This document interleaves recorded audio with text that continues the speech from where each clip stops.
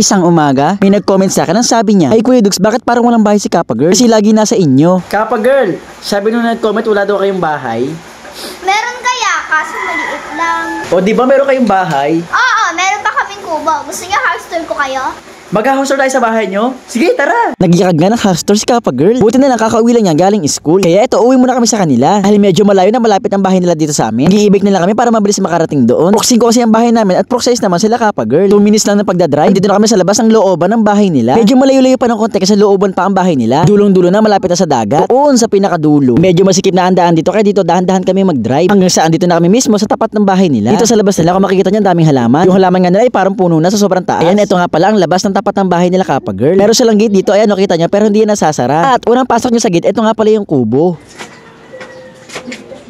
Kapag sobrang init, lumalabas sila ng bahay at pupunta sila dito sa kubo. Pag sobrang init, dito kami tumatambay sa kubo. Grabe, sobrang init, pawis na pawis agad ako. Ito naman ang bahay nila Kappa Girl, ay natatabunan ng mga halaman. Ayan, ito ang bahay nila Kappa Girl, sa likod ng mga halaman. Ito kasi ang garden namin. Di ba ang ganda, parang ako?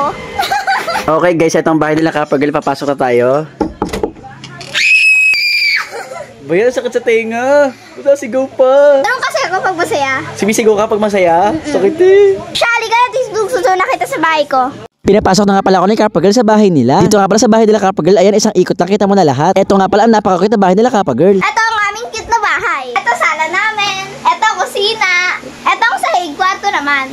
Wait lang, grabe, init. Pahangin muna tayo. Grabe, sobrang init kila Kappa Girl. Kaya siya lagi nasa amin dahil sobrang init sa kanila. Kaya nga ito, tumapat muna ako sa electric pad dahil di ko kaya. Ito ang aking K-pop desk. Dito sa sulok nakalagay study table ni Kappa Girl. Dito nga din nakalagay ibang regalo sa kanya. Ito rin itong cinnamon roll. Nandito din yung mga anik-anik niya mga sticker. Tapos sobrang kakapal na mga photo card. At saka lomo card, hindi ko alam kung anong pagkakaiba ng mga yun. At ito naman yung sapatos na binili ko kay Kappa Girl sa SM. Inilan ko nga siya para meron siyang bagong sinusuot. Pero ayaw niya suotin kasi nga bago pa daw. Thank you, Tito Dugs. Binili mo ako ng sapatos.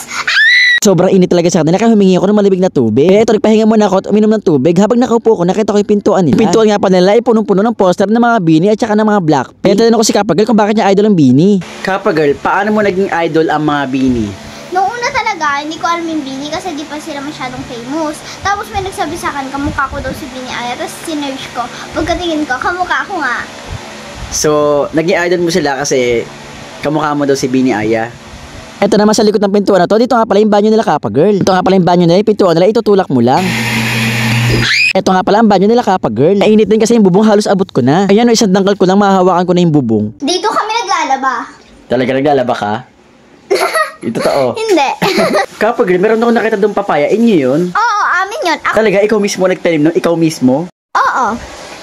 Ayan yung papaya. Ito pala yung puno ng papaya na tinanim ni Kappa Girl. Grabe, ang laki na, sobrang daming bunga, sana all. Dahil meron kaming papaya, laging tinola ulam namin. Wow, sana all. Ay,